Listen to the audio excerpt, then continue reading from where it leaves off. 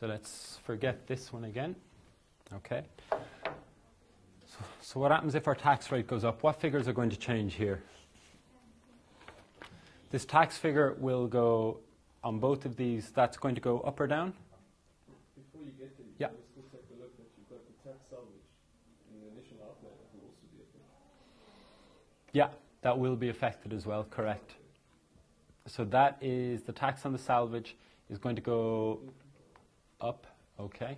So instead of being 1250, instead of being 500, it is now going to be 625, okay. So I'll just put that there. So there's a change there. And here, this is going to go up, and this is going to go up. So what is going to happen to our operating profits?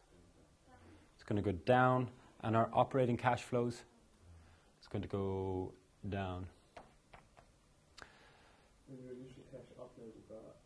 Exactly, yeah. Now, which figures look bigger, just on the face of it?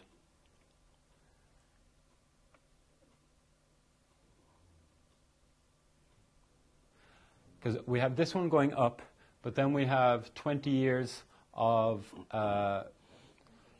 this.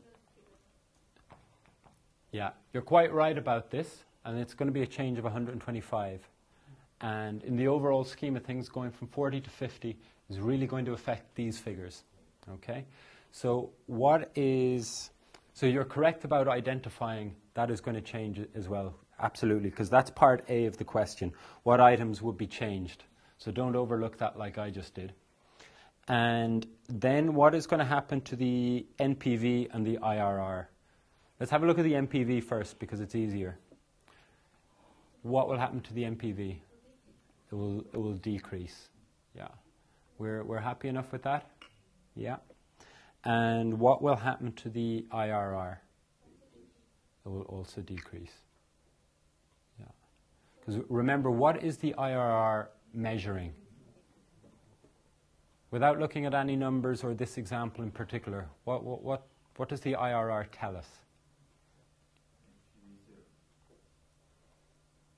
But just think about the words in it. Internal rate of return. But for any specific project, I mean, we only set the NPV at 0 to work out what the IRR was. But what does the IRR represent? IRR has to be higher than the required cost of capital, so that you'll have a positive NPV in the first place. Correct, yeah. It's the rate of internal rate of return that has to be generated to meet the hurdle rate of the cost rate. You will have a hurdle rate in the company. And the question is, does the IRR exceed that or not? So even if we forget about what the company's cost of capital is, the IRR just tells you what is the return on that particular project. So if the IRR is 10%, but your cost of capital is 12, you'll reject it. Okay? What you're doing by setting the NPV to 0 and you're setting your discount rate to your required return is then finding out, is the IRR really above your cost of capital or below it? Conceptually, do you follow what I'm on about? Yeah. So naturally, if your NPV is going down, what do you think is happening to the IRR? It's going down as well, yeah. The return is less. It's giving you less money back for your investment. Cool. Is there anything else on that?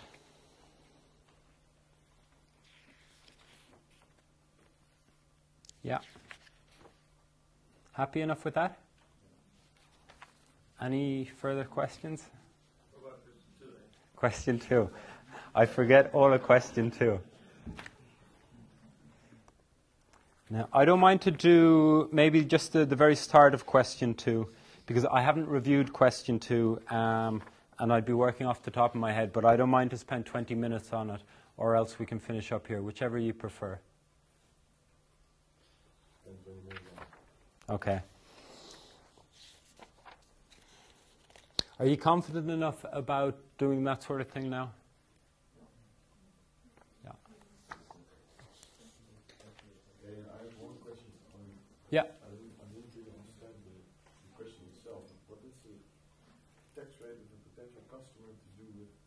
rate of the power system itself?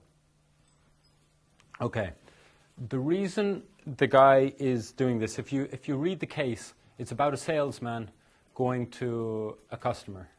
Oh, okay. And if he says, yeah, it's a payback period of 6.7 years, the customer will say, well, I have this other thing with 3 or 4 year payback. Good luck.